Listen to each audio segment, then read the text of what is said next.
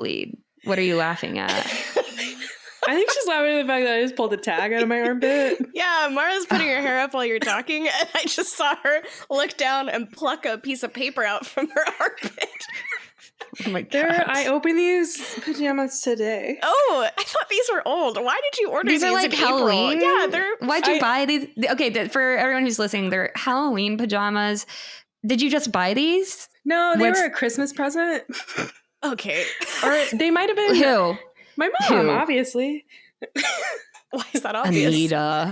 What is this? Who else would buy this for me? Why would you... Yeah. Listen, she may listen to this, but I gotta say, Anita, Halloween pajamas have to be like one of the like most wild gifts to get someone because you can't wear that all the time. You got Watch me. It's April. Also, why mummy? Like, why? I think it's funny because it's like mommy. I thought Mara bought them for herself for that reason. So it's very weird that your mom got you them. 1, for Christmas. 2, that they say mummy on them.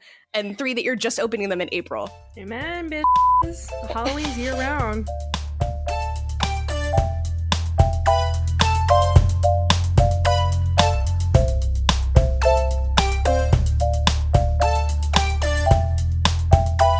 Welcome to My Top Everything. My name is Kara. I'll be your temporary host until Marion takes over. And I'm Mara. I'm Marion. It's too early for Marion, so Kara's here with 1 cup of coffee already in her system. Yes, queen. A coup has happened. Welcome to today's episode. This episode is top 3 most annoying TV character leads. Am I right? Did I do it? Correct. You said it as a question. Correct. Thank you. Thank you. All right. So we're going to start off by seeing if there's any updates. Anybody have any updates? I don't. It's been so recent. You're going to be so verbose today. My friend Ashley did say a quick update. She believes that the first floor of her apartment complex is haunted. Wow. Let's go, Ashley. Good luck. Like a good haunting or like a scary haunting?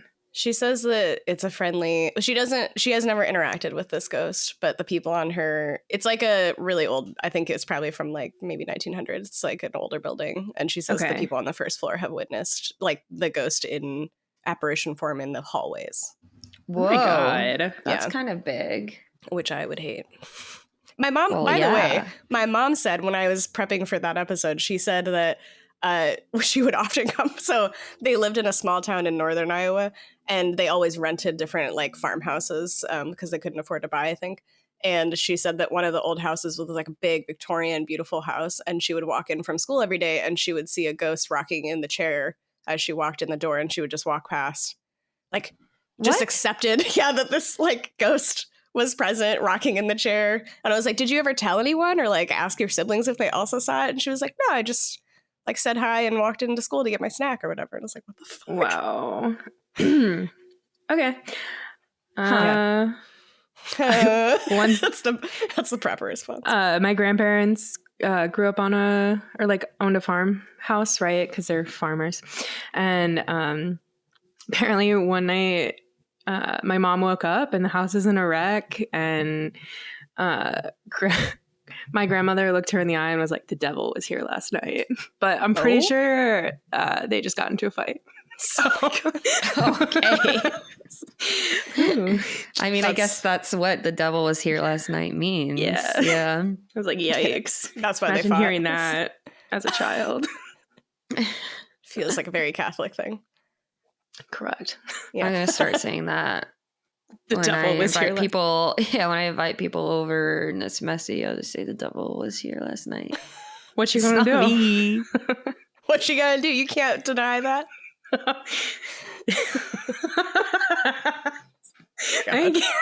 I can't wait to say that too. I never thought about how I could just be using that in my daily life. Yeah. This is gonna be somebody's like, why isn't that done? You say, well, the devil was here last night. I had to entertain him. I can't, you know the rules. It's like Santa Claus. You have to put out the cookies and the milk. Or you have to destroy your house where he's not comfortable. Yeah. And that's why we have monthly periods. The devil gives us the monthly period? Because he's eating my firstborn. What? Oh my God. Sorry, what? Is this a Catholic thing? No, this is she me was making a making really a bad That was a very Like- bad joke. Especially Maybe- since your period, I think we have a duty to probably educate any of the male listeners who are listening. But your period is uterine lining. It's not a baby. not a baby. And So, an egg.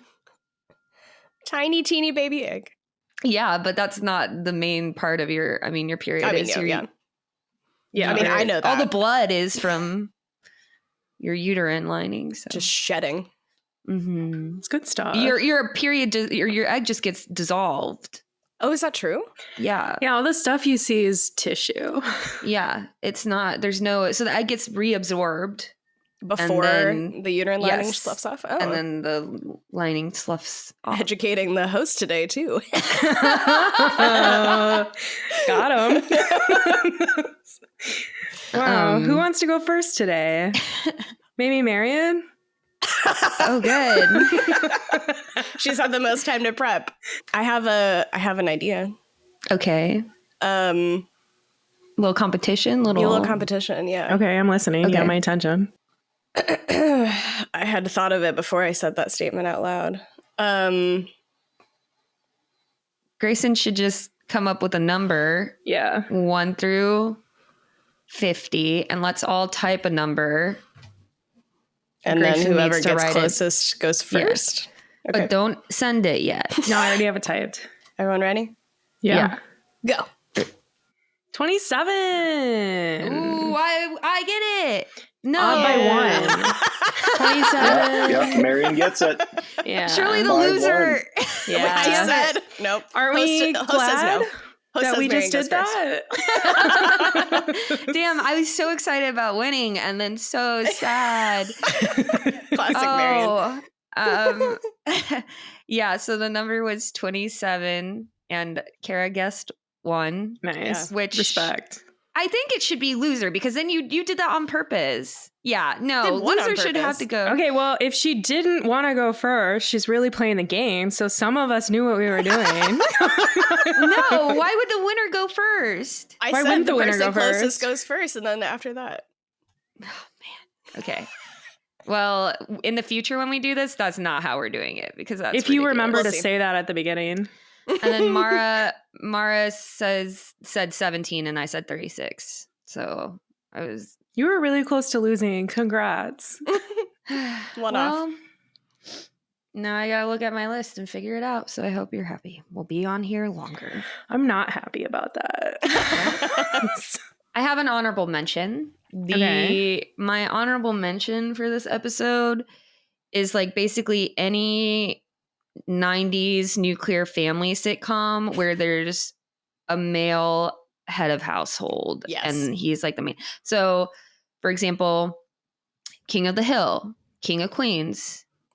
Everybody loves Raymond. Full Yes. House. Yes, but What? No. well, no, not Full House because there's 3 of them, and it's Mara tries to help. She's like, I got an idea, and we're both like, no. Amen. yeah, but they're not. I mean, the whole thing about it is like 3 men trying to learn a maternal way of like they're trying to fill in the maternal gap Mm-hmm. of like raising 3 daughters. So like there is like a lot of softness in Full House that isn't in these other ones because the idea is like, oh, how crazy is it to be a man that's married with children and like how annoying is that? Isn't that hilarious? Like, God, my wife's always Simpsons. nagging me. But not Malcolm in the Middle. I'm not putting- exactly. yeah. Because Malcolm in the Middle is not about a head of household. Yeah. It's about Malcolm, who's teenager kid. Now I'm just He's naming not the head of the house. families. Yeah. You're just talking about sitcom families. But for example, like Roseanne doesn't fall in this category because Roseanne has a female head of household. And actually, John Goodman is like one of the best parts of that show as like the supportive husband. Yeah. That He show's does a actually really really good. great. The writers really did a good job with him. And then the only exception that I could think of an actual like family sitcom with a man head of household who's also kind of a man child where I wasn't annoyed, I think at times was Home Improvement. There was something about, even though Tim Allen's kind of, I guess, a trash person in real life. Like, No. I mean, so is Roseanne Barr. So, but so maybe that's it. Maybe if your main actor is a trash person in real life, then they can play a not trash person on TV. Yeah, because they're playing a character. Whereas I'm sure that Ray Romano is actually probably a lovely person. Just like that kind of stumbling lovely person. Yeah. Me either. So I'm gonna assume that he is pretty okay since I haven't heard anything. I already anticipate an update next week. Yeah. Turns out, guys. But then he has to play, I mean, Everything Loves Raymond truly used to, my dad and I used to go to this hole in the wall Italian restaurant on the south side of Des Moines. And it was which one? Yeah. No, the one Lion King's not a hole in the wall. Literally, I can't even remember the name of it because it wasn't any of the cool ones. It was literally it had 4 plastic tables and chairs and some TVs, and all of the food came in foil. And it was literally, but they had the best spicy pasta, so that's why we went. And it literally looked like crap out front. It looked like there was nothing there basically. And then when you went in, there were a couple of seats, and they always had this fan going, and it was just ugly inside. But anyway, we would sit and we would eat on our paper plates or whatever from the kitchen. And every time we went, it would be Everybody Loves Raymond on the TV. I'm not sure how it literally was never not Everybody Loves Raymond. And I just remember cringing all the time, even as a child, being forced to watch this and Mother, the stupid man. I really hated Everything Loves Raymond. Yeah, because he's a dick to his wife and he quote unquote hates his mom, but he also loves her and is a man child. And then the mom, the mother-in-law and the wife, they don't get along at all. They're all at all. It's all very they're all stereotypical terrible people. And it's very stereotypical, and it like doesn't really. I always like wonder at the poor women who have to agree to be the sitcom wife, because I'm like, man, yeah, mostly King of the Hill. I don't really have anything to add to the Everybody Loves Raymond, but the King of the Hill, like, why is she with him?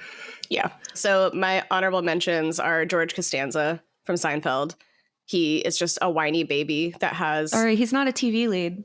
It's literally called Seinfeld. But he's one of the top. Still have. I'm sorry, like, I'm just more saying. than one lead. This is why he's my honorable mention. I did think about, listen, when I was preparing for this, I thought, how is Marianne going to attack me on the podcast with this stuff? I thought, what is the definition of annoying? What is a TV lead? I had to look up if a TV lead was the actor or the character. I'm still not sure, but I think it's the character. Is it? Nice.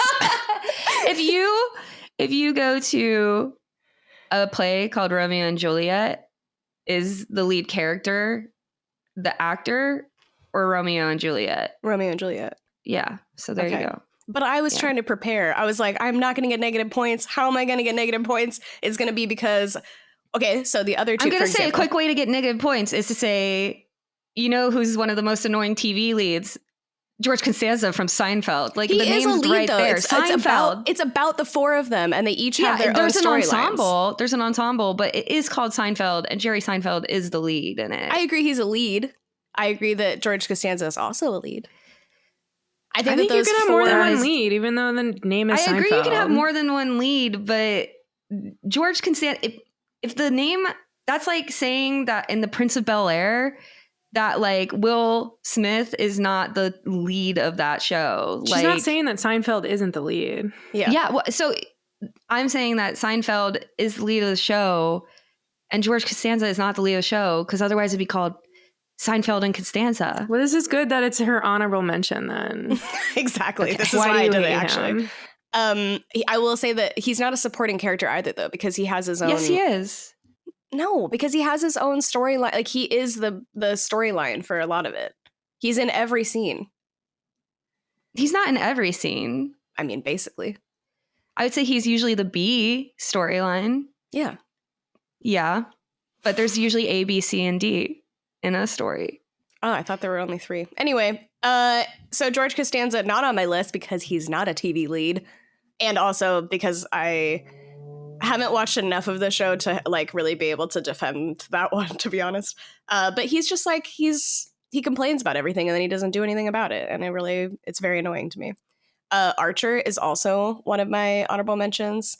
Wait, I'm not done with Seinfeld because a different one, which is that not arguing over this incorrect nomenclature, but because I actually think Seinfeld is more annoying than George Costanza. He is also super annoying. I almost put Seinfeld on this list as like one of the most annoying TV leads. Yeah, because I think that George Costanza, at least like his stuff is funny because he has like an actual personality. But I think that Jerry Seinfeld has no personality as a character and is very boring as well as annoying in it because he's selfish and lame. And at least George Costanza, Costanza has like some funny things that happen to him. Or like if something funny happens to him and Jerry, it's because Costanza did it. But Costanza's also gross. So I think all 3. It's like it's kind of like It's Always Sunny. Like they're all just not good people. And same with Seinfeld. Like they're just all not good people. I find them annoying. I was reading, aka I was on TikTok, and they were comparing those 2 shows, but they were talking about how the most like in-depth like emotional scene in Seinfeld was whoever that woman's name. What's her name? The curly hair. Elaine? Yeah, Elaine. sure. I've never actually seen Seinfeld. You mean Julia Louis-Dreyfus, like the other ensemble, the other main lead woman? Yeah, the other lead. No. I was gonna say the main woman. She's reading a greeting card, and they were talking about and laughing about how that's the most emotional scene of the entire series. But then, like, It's Always Sunny will get into a lot of emotions, even though they are terrible people. They like don't stray away from. I also think it's like the comedy of it is like, and It's Always Sunny, like it's making fun of those characters. Yeah. Like they never really get ahead or anything. Whereas in Seinfeld, I feel like Seinfeld's making fun of like other people and situations as well. And like, it feels like meaner. Like to me, Seinfeld feels like a meaner show than It's Always Sunny. Cause It's Always Sunny doesn't usually like, you know, it's not like those characters are ever better. But I feel like Seinfeld's written from like a Jerry Seinfeld and Larry David perspective where it's like, oh, this thing happened to me the other day and it was crazy. And like, yeah. So George Costanza is based off of Larry David. Makara, did you know this? Is Larry David the guy that does that show that I Curb Your Enthusiasm? Hate? Yes, I want to add him to my list because I hate that show. But okay, here's the thing: is I was trying to decide between annoying and hate. I hate the following characters. That one, what's his name? Larry David or George Costanza? Yeah, Larry I mean, David. you're talking about the same person because David. Larry David wrote George after himself. Makes sense. Like Larry David. Hate him.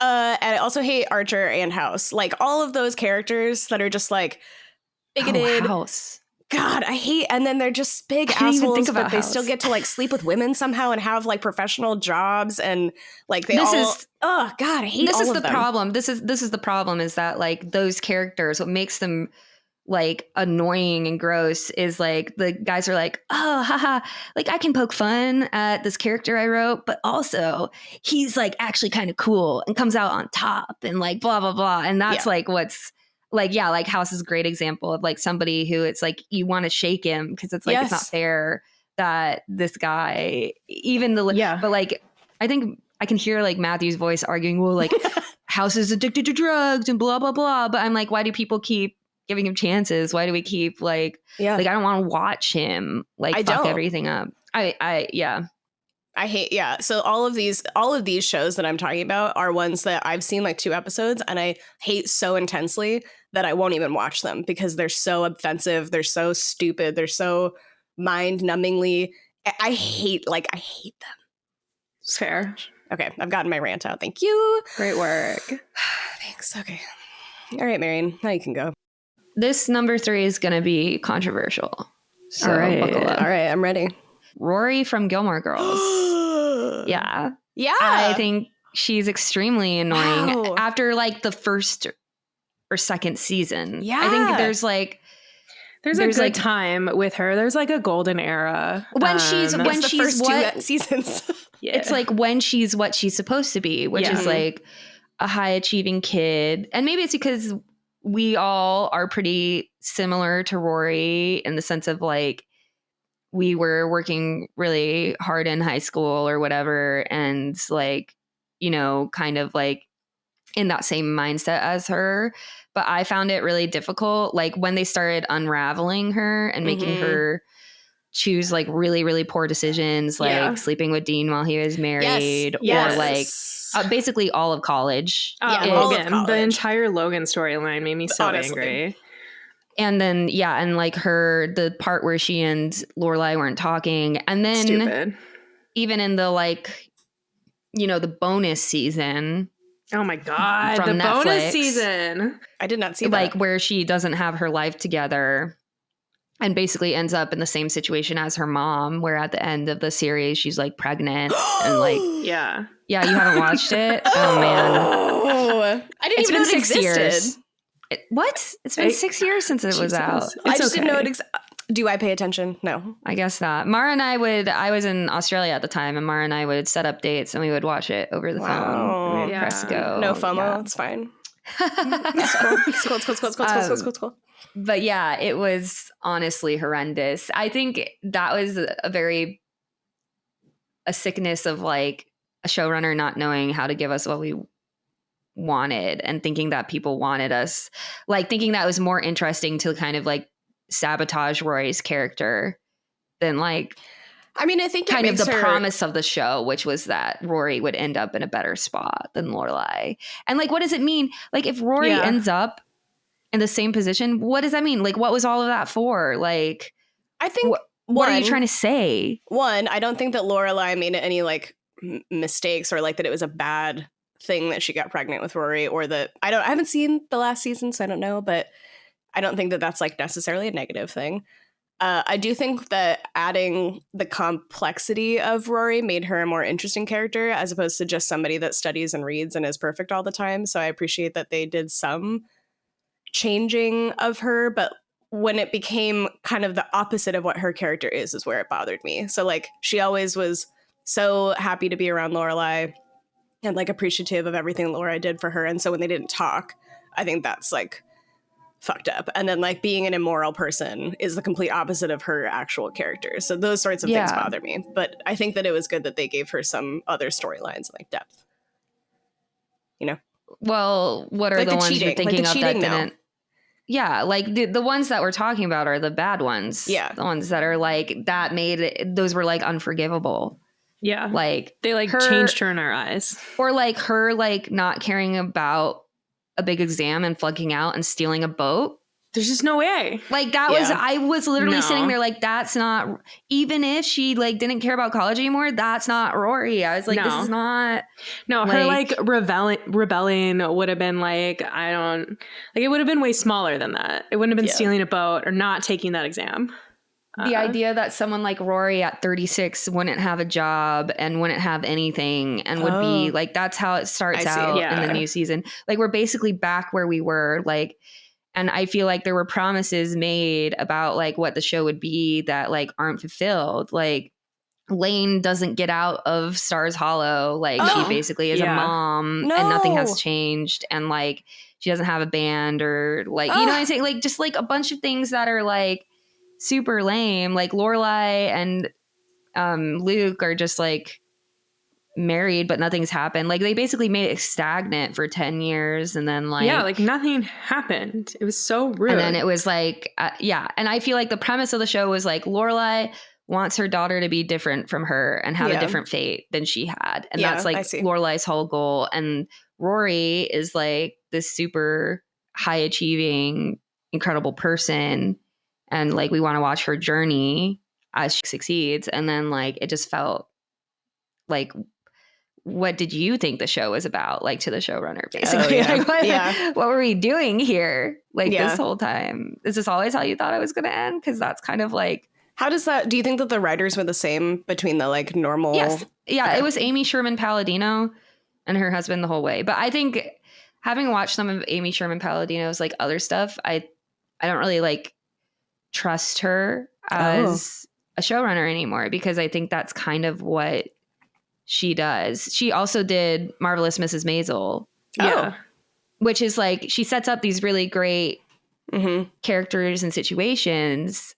And like, I feel like the promise of Marvelous Mrs. Maisel is like, you know, she's going to go off and like, we're going to watch her build her career and like be amazing. Be a strong female comedian. And then like, she keeps getting back with her ex and like things like that. And like, that wouldn't make sense and wouldn't happen. And so like, I no longer trust this person to be able, like, she's very good at drawing me in. But she can't close it. Invested, but she's not closer.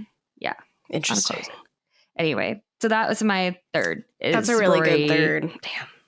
Yeah. And also, I just love that for the other series, or like the 4 episodes that happened 10 years later, the best storyline was the grandma. Oh my God, whose name Emily? is eluding me.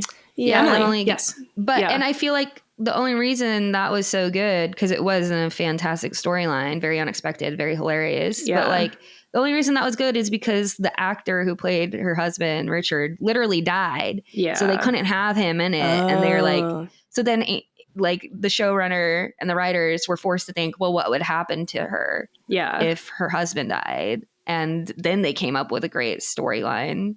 But like, that was the reason that was good, is because there was actual change in the 10 years since we had last seen Emily Gilmore. Like, there was actually something that happened to her and she changed because of it. I hadn't really thought about Rory, but now I'm gonna go back and rewatch it and then get frustrated and then get like, and then text you guys in the podcast chat about how much I hate this character. I do watch a few Gilmore Girl episodes every fall still. Oh, the Stars Hollow, so coast. Yeah.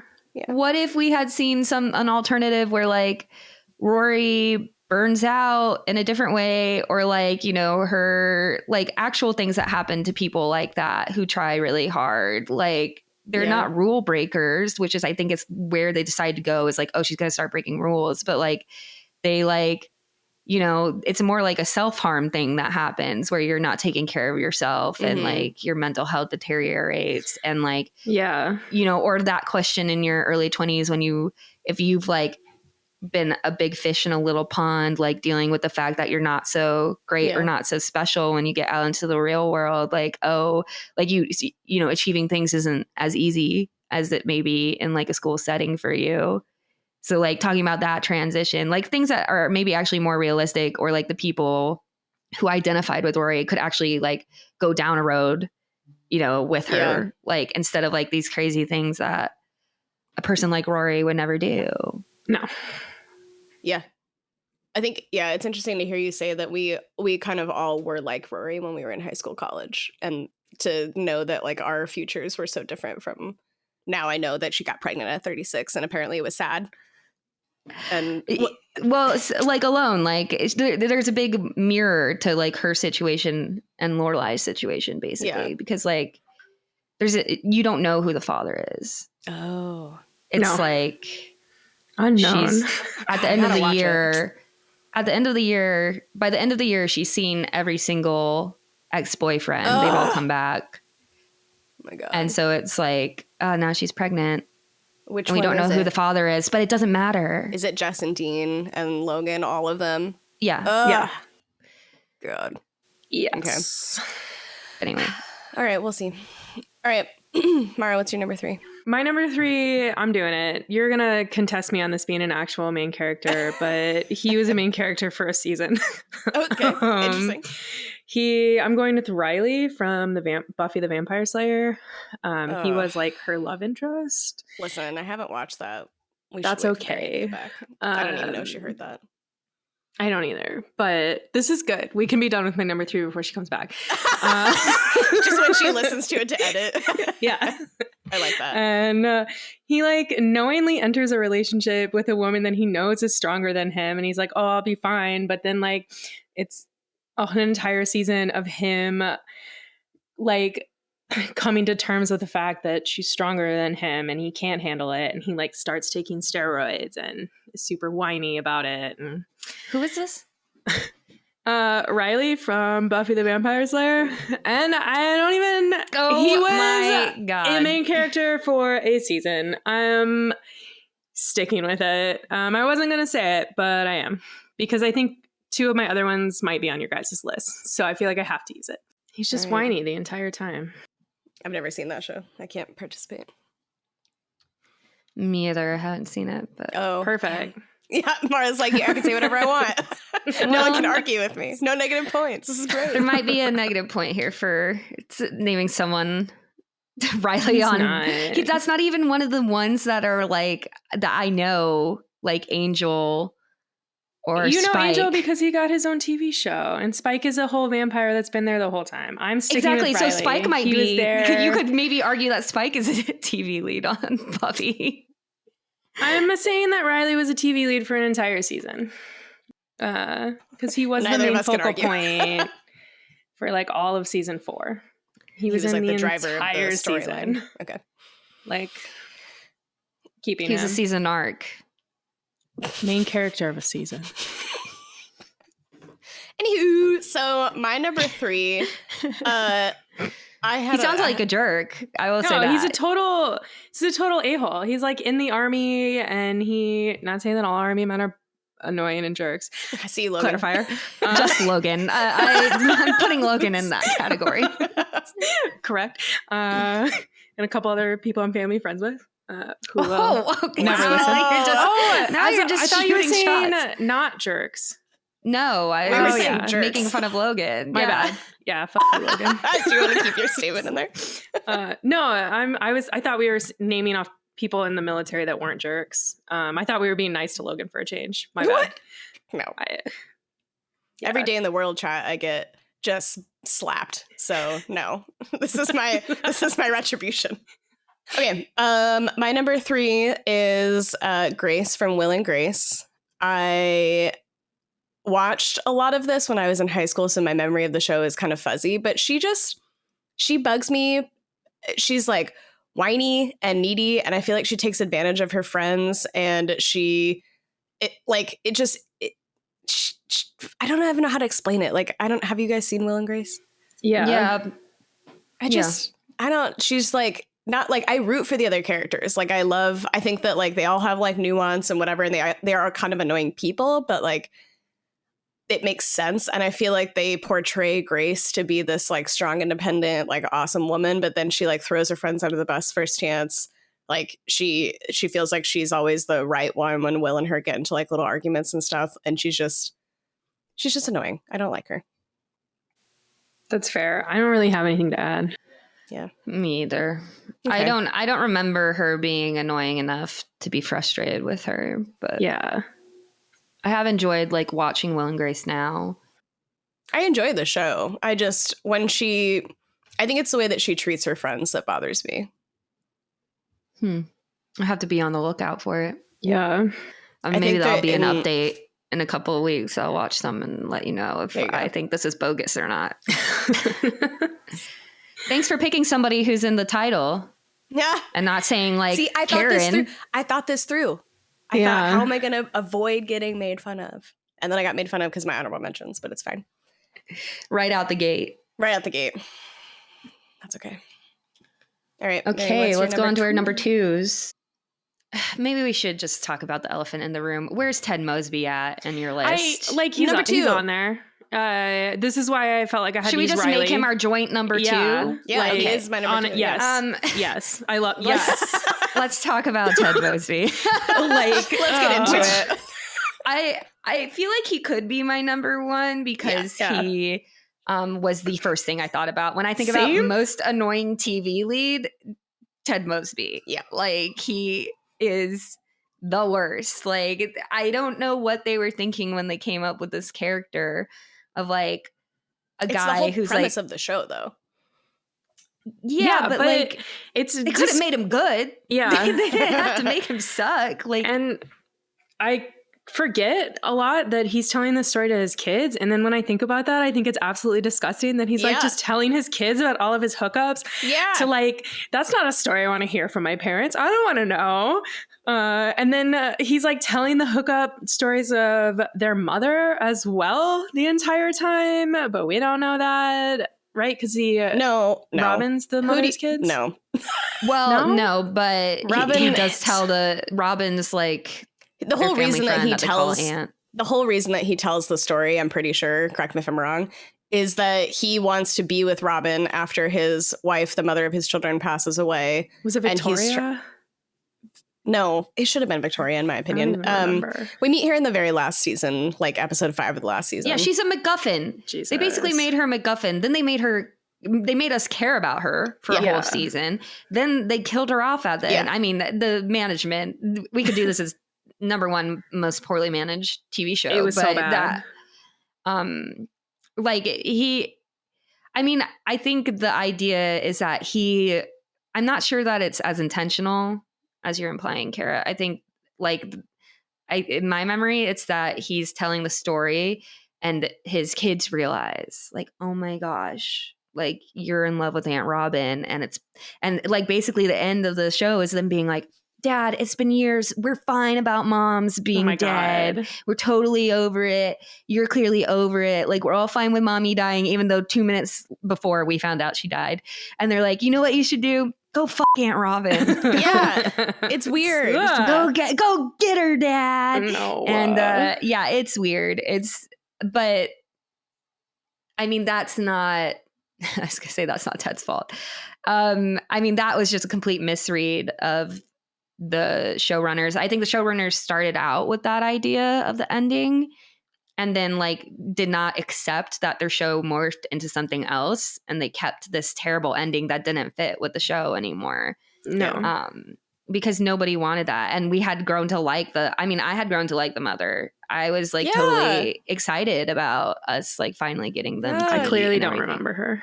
So she's like petite brunette. They meet at the hotel.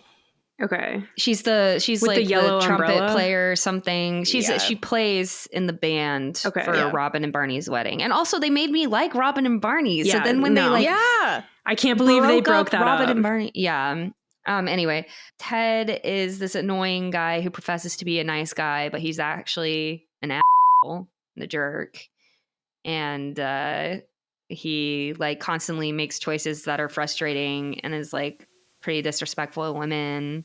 Yes. And is just like whiny and like not fun to watch. But also like I don't necessarily believe in soulmates and that whole thing, and I don't believe that like your whole life should be wrapped around finding like your perfect partner and that kind of stuff. And I just feel like he wastes a lot of time living his life. Like when he for example, like he sits on the roof, for 17 hours because he believes that somebody might come to a party instead of going out and partying with his friends and like living his life and enjoying it and maybe meeting somebody organically.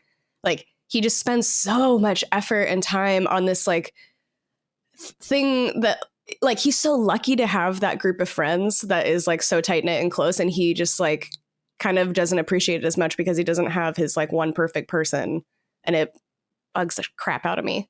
Like appreciate what you have, you know? Go get drunk with Barney and go lick the Liberty Bell, you know? Gross. Yeah, Ted Mosby's a good number 2 for all of us. I like this. All right, let's go to our sponsors.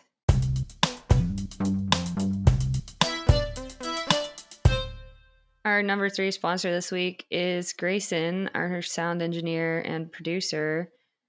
Oh, he is listening. He's folding his laundry right now. Slightly distracting, but...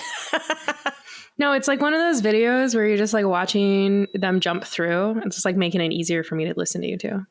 She's talking about TikTok, Kara. You want to understand, but basically there's this trend on TikTok where like there's a split screen. Yeah. And up top is like listening to a podcast or someone talking about something. Oh yeah, and then the other person's other like half is like or usually a video game. Yeah, and it's for people, I guess, with ADHD, and they watch it. A lot of mine are like when they do the split screen, it's they're making something. It's like art of some I've had kind. that too. Yeah. Yeah. Does anyone have a number 2 sponsor? The makers of Brooklyn Nine-Nine. You made great characters. You made great arcs. You did it. You didn't do us dirty. You did a great job. Why would they sponsor top 3 most annoying TV leads then? Because it puts them in a good light. Yeah. Look at what we didn't do. You didn't fuck it up. Congratulations. Okay, well, the number 1 sponsor is network execs who went to lunch with their buddies, and they guys were like, "Oh, dude, that would be so funny," and then they made a TV show out of it and forced us all to watch it. Probably at a strip club. Lunch at that buffet at the strip club. Well, let's go. They're just there for the buffet. Yeah, me too. They're just there for the buffet. I can come up with a new number 2.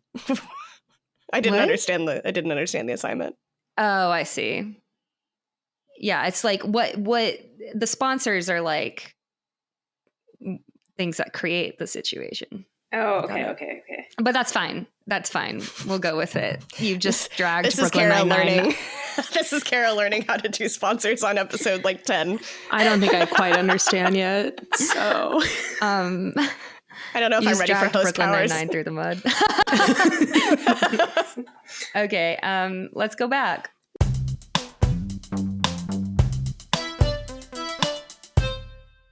My number 1 most annoying TV lead is BoJack Horseman. yes. Oh, I hate going last because I'm like, are you going to take my number 1? I have no idea. I think Mara's going to take my number 1. I've never seen annoyed. BoJack Horseman. I know it's a horse. Well, you had the opportunity. Both of you had the opportunity to know. go first, and then Kara gamed the system. So, Yeah, I but like to here make we you are. uncomfortable. It's my favorite activity. It's to make you angry. See this episode. Nice.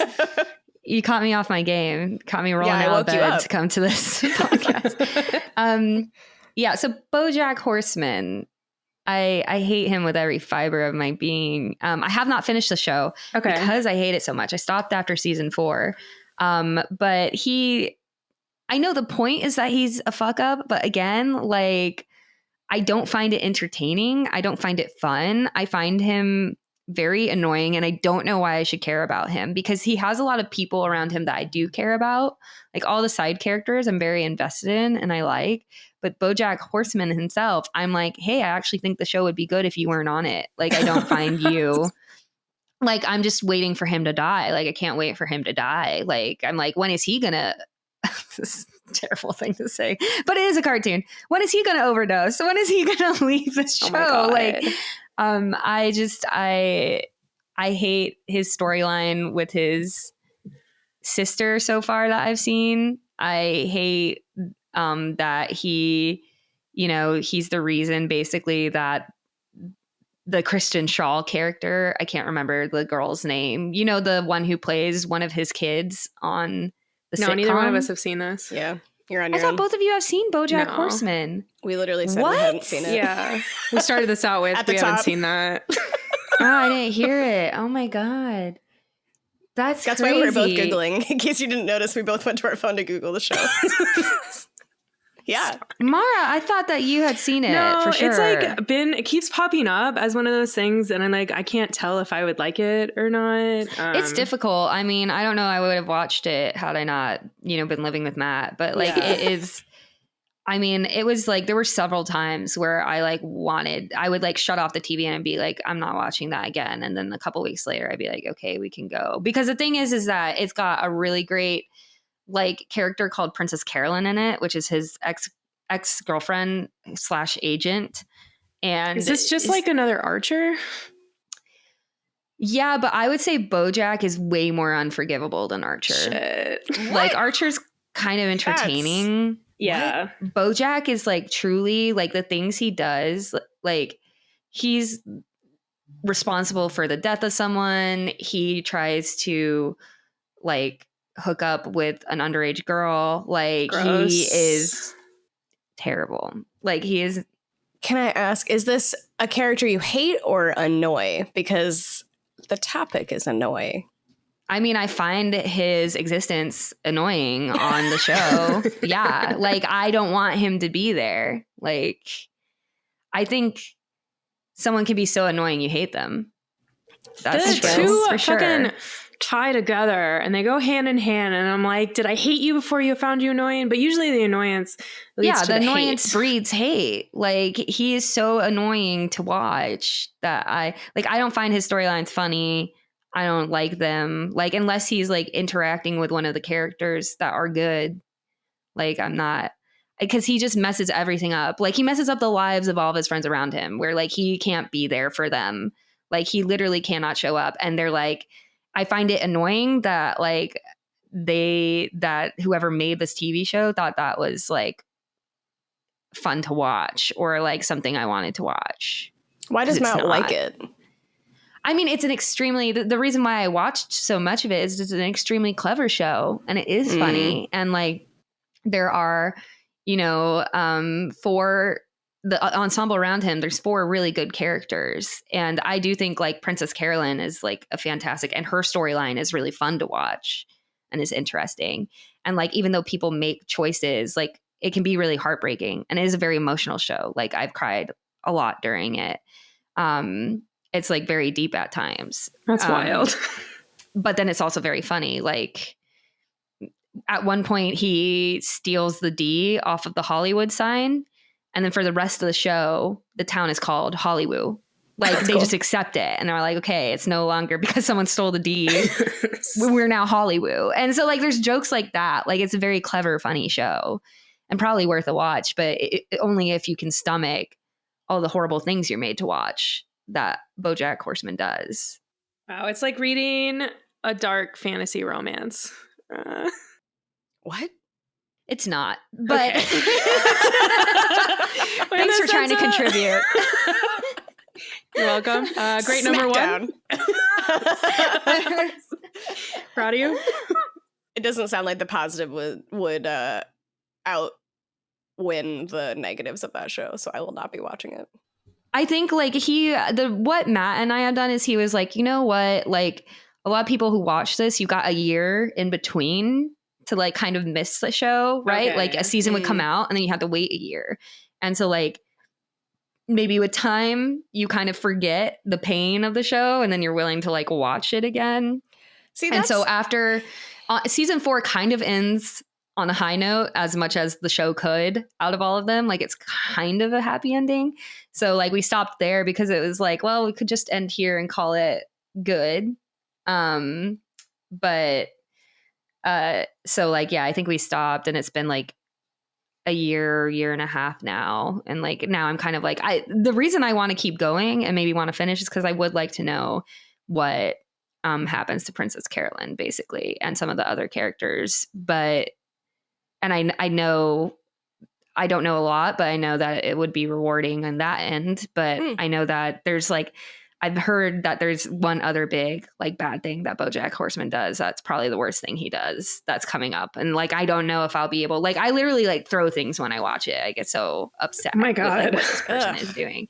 So, but I also hear it's got one of the greatest TV show endings ever. So it's hard. Like, apparently the finale is really good. And so I don't know. I struggle. I think you have to watch it because of your career choice.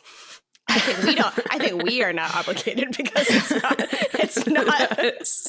Yeah, but not if something's quoted me. The best finale, I feel like you need to research you need purposes. to know. Yeah, I kind of feel like, though, I need somebody to watch it so we can commiserate together, because it is. It's like, sounds like so you many have people. Matt. Yeah, so many people who watch it love it. No, he doesn't. He doesn't want to watch it. He either? likes it. There's he gotta be a it. Reddit out there for you. Mara's like, I'm already trying to push Mara into that spot, and Mara's already trying to push you to the internet. There's All right. somebody. That's I'm sure my Grayson. number one. I'm sure Grayson would watch it. Grayson hasn't watched it? I think he's watched a season. I don't know. Hang on. I've watched a little bit of it. I've tried to convince Kara to watch it in the past, but I thought better of it because I know her, and so we haven't. Sickness. I mean, if you think like if you think The Office is cringy, or if like something like how The Office treats Phyllis, like I remember how much that would upset I cry. you. Yeah, like yeah, it's BoJack's gonna be painful. Yeah, I'm not gonna do it. Like when Kevin drops the chili or when they make fun of Phyllis, I cry. So I can't imagine something where somebody's trying to sleep with an underage person, and I'd be cool with that. That sounds awful. I don't think they want you to be cool with it. It's just to show I don't even how want to big watch. I don't want it to be in existence. Like we're out here trying to get 12-year-olds to marry in Missouri. I'm not trying to watch it on TV too. You know? No, thank you. That's exactly how I feel about The Boys. How many seasons are there of BoJack? Thank you. I think either 6 or 7. That's a lot. See, I would have to start from the beginning and catch up to commiserate with you over the last season. So I don't know. I'll think about it. Well, she's at season 4, so you just need to catch up to season 4. Yeah. Yeah. Oh, okay. There we go. Well, that I can do. Oh, that I can do. There you go. Found your person. Found him. It didn't have to be us. His voice always annoys me though, because he's like the voice actor is like a discount H. John Benjamin, and I just Are you talking about Will Arnett for BoJack? BoJack is Will Arnett. Yes, that's really funny. Wow, Grayson's like favorite. Grayson's like favorite person ever. It has been a long time since I've watched BoJack, apparently. We are not cutting this because that is hilarious. Will Arnett just said that. No, I'm cutting it. Grayson loves Will Arnett, so that's like I don't want hilarious. Will to ever hear this. Jed. Okay, Maya, what's your number 1? Oh, it's my turn. Yeah.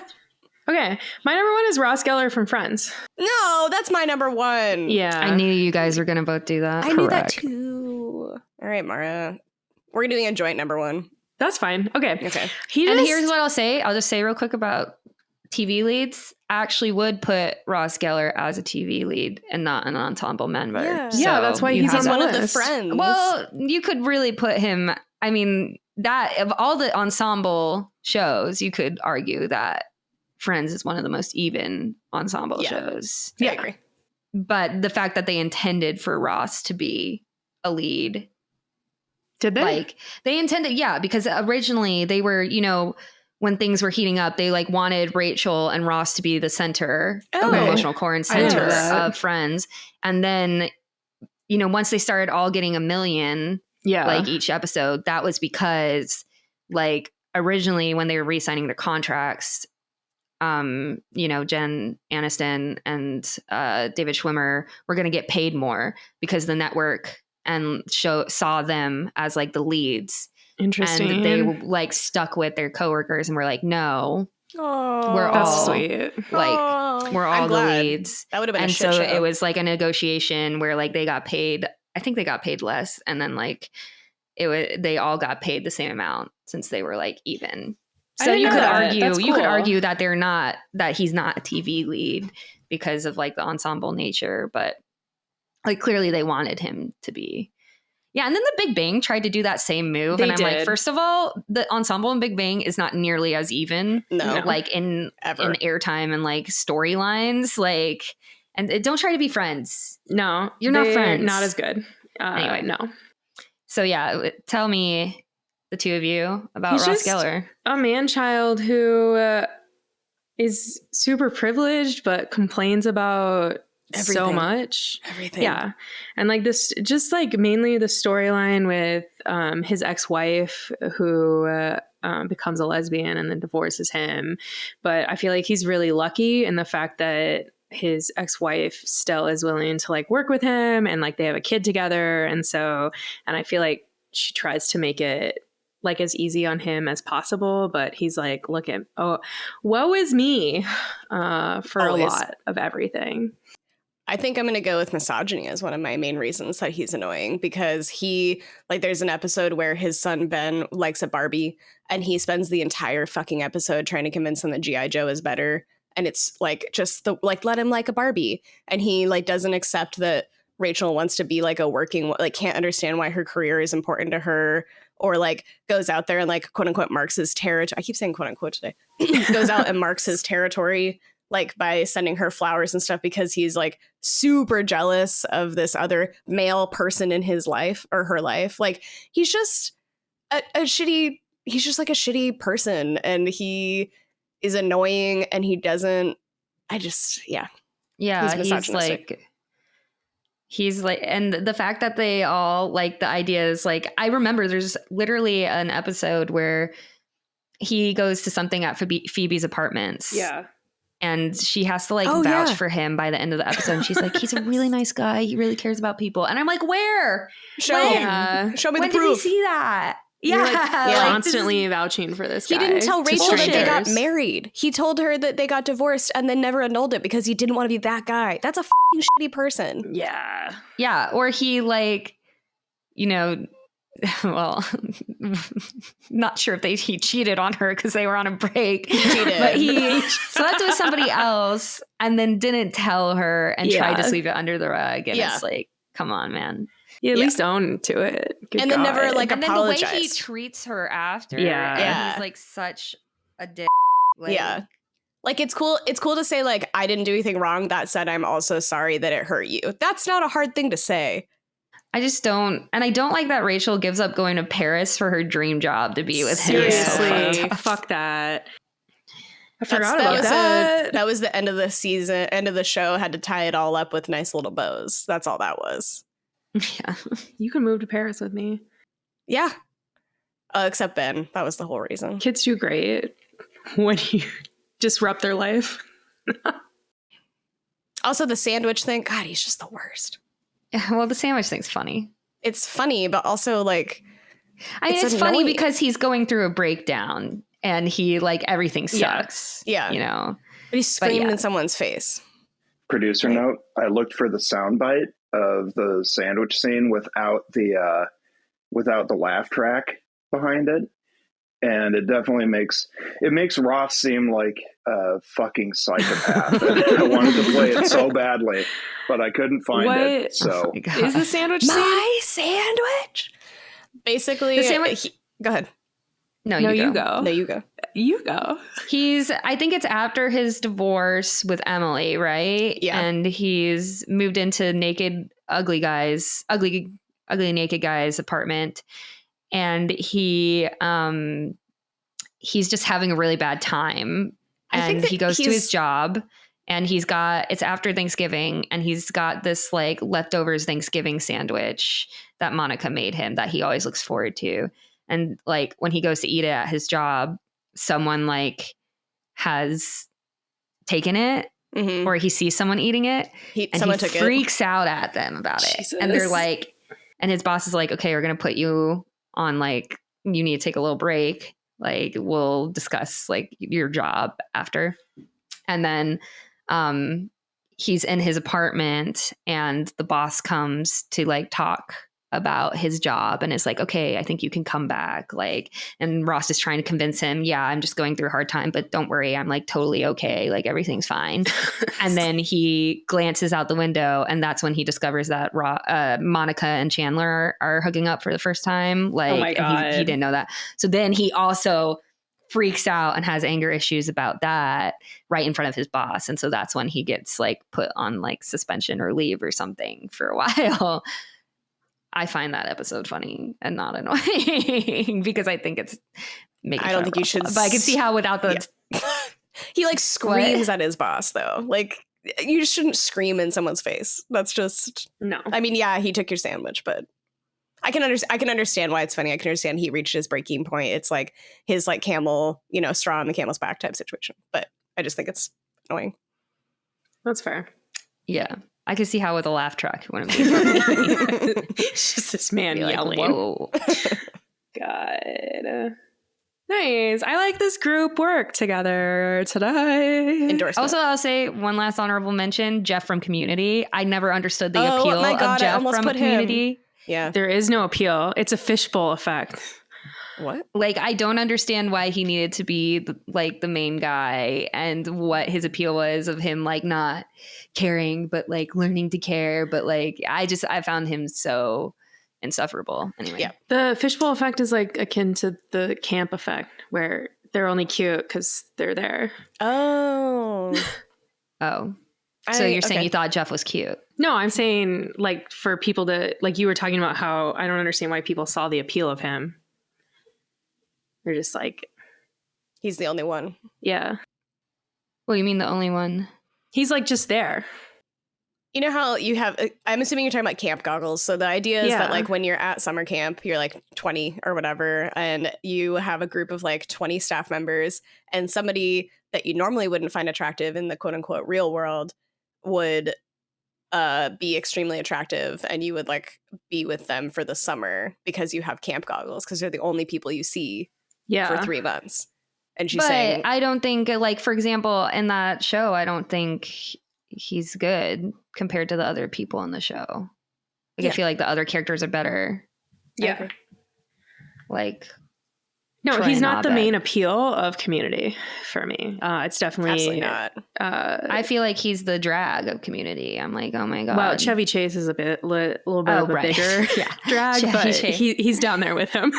Yeah. Fuck It's like Chevy Chase. Chevy Chase and then Jeff. And I'm like, okay. Like, I don't want to watch either of you. All right. Well. Nice. This has been today, My team. Top Everything. If you have any comments, concerns, or questions, you can email us at mytopeverythingpodcast@gmail.com. And I'm Kara, your host. And I'm Mara. And I'm Marion. Gotta keep it in the same order.